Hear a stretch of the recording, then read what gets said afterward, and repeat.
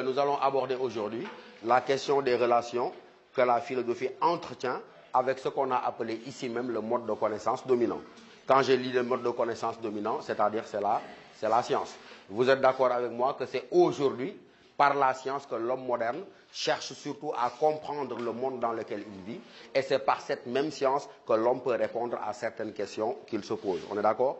Maintenant, dans ce travail de comparaison, il s'agira de voir qu'est-ce qui fait la particularité de la philosophie et qui permet surtout de distinguer la philosophie de la science. Maintenant, il faudrait commencer par lever quelques équivoques. Ça veut dire ôter de notre esprit un certain nombre de confusions. On a l'habitude dans le vocabulaire courant de considérer que la philosophie est une science et par conséquent de faire comme si on pouvait interchanger les termes de philosophie et de science. Ça veut dire tout donne à penser que pour la plupart des gens, la philosophie est la science et la science elle-même pourrait être de la philosophie. Il faut dire que ce point de vue est absolument faux. Donc qu'est-ce que je vous invite à retenir tout de suite et à garder au moins jusqu'au mois de juin, pour les aspects qui vous intéressent, parce que la plupart d'entre vous n'avez pas de vocation d'être philosophe. Donc au moins jusqu'au mois de juin, retenez que la philosophie n'est pas la science et la science elle-même n'est pas la philosophie. Pourquoi les deux disciplines ne peuvent pas être confondues? Je réponds en disant, parce qu'on peut les distinguer à trois niveaux.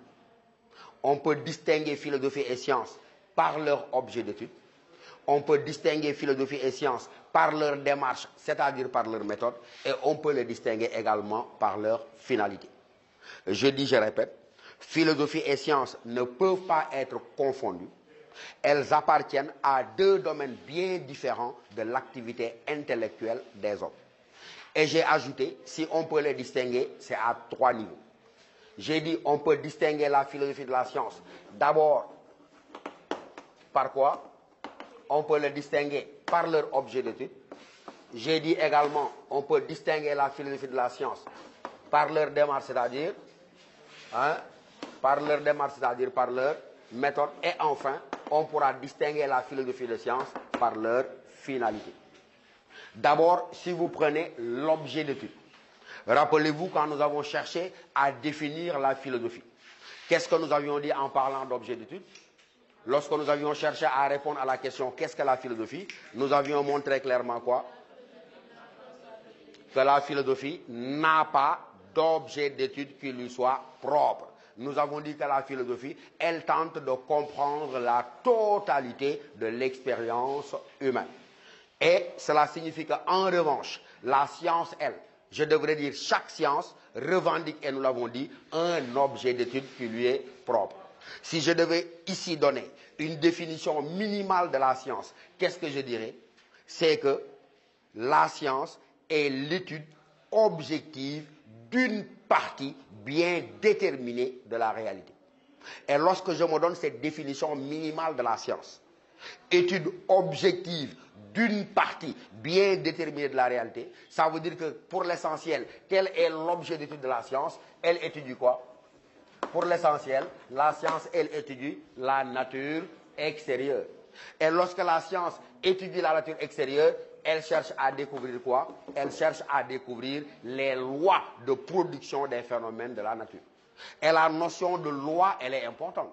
Si je dis que la science, elle étudie la nature extérieure, et dans cette étude, elle cherche à découvrir les lois de production des phénomènes, ça veut dire que pour le savant, il n'y a pas de hasard. On est d'accord? Et s'il n'y a pas de hasard, ça veut dire quoi? Tous les phénomènes qui se produisent en fonction de quoi? En fonction d'un ensemble de lois nécessaires. Par exemple, il se met à tomber de la pluie. Le savant se dit, mais quelles sont les conditions nécessaires pour qu'il y ait plu? Et donc le travail du savant est de considérer que dans la nature, il n'y a pas de hasard. Et s'il n'y a pas de hasard, la production des phénomènes est commandée par un enchaînement de lois nécessaires. Ça veut dire quoi? Que la science, elle repose, et je vous demande de retenir ça, elle repose sur ce qu'on appelle le principe du déterminisme.